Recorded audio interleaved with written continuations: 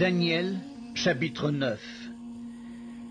La première année de Darius, fils d'Assuérus, de la race des Mèdes, lequel était devenu roi du royaume des Chaldéens, la première année de son règne, moi, Daniel, je vis par les livres qu'il devait s'écouler 70 ans pour les ruines de Jérusalem, d'après le nombre des années dont l'Éternel avait parlé à Jérémie le prophète. Je tournai ma face vers le Seigneur Dieu, afin de recourir à la prière et aux supplications, en jeûnant et en prenant le sac et la cendre.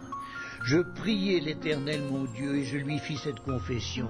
Seigneur Dieu, grand et redoutable, toi qui gardes ton alliance et qui fais miséricorde à ceux qui t'aiment et qui observent tes commandements, nous avons péché, nous avons commis l'iniquité, nous avons été méchants et rebelles, nous nous sommes détournés de tes commandements et de tes ordonnances.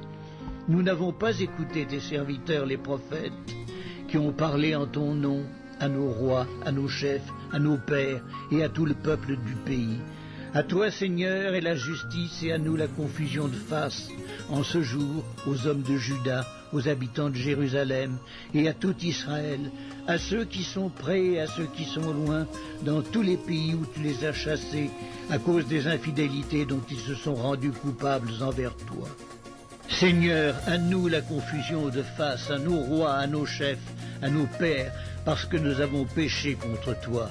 Auprès du Seigneur notre Dieu, la miséricorde et le pardon, car nous avons été rebelles envers lui.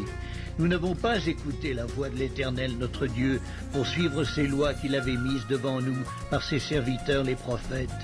Tout Israël a transgressé ta loi et s'est détourné pour ne pas écouter ta voix. Alors se sont répandues sur nous les malédictions et les imprécations qui sont écrites dans la loi de Moïse, serviteur de Dieu, parce que nous avons péché contre Dieu. Il a accompli les paroles qu'il avait prononcées contre nous et contre nos chefs qui nous ont gouvernés. Il a fait venir sur nous une grande calamité. Il n'en est jamais arrivé sous le ciel entier une semblable à celle qui est arrivée à Jérusalem. Comme cela est écrit dans la loi de Moïse, toute cette calamité est venue sur nous, et nous n'avons pas imploré l'Éternel notre Dieu, nous ne nous sommes pas détournés de nos iniquités, nous n'avons pas été attentifs à ta vérité. L'Éternel a veillé sur cette calamité et l'a fait venir sur nous, car l'Éternel notre Dieu est juste dans toutes les choses qu'il a faites, mais nous n'avons pas écouté sa voix.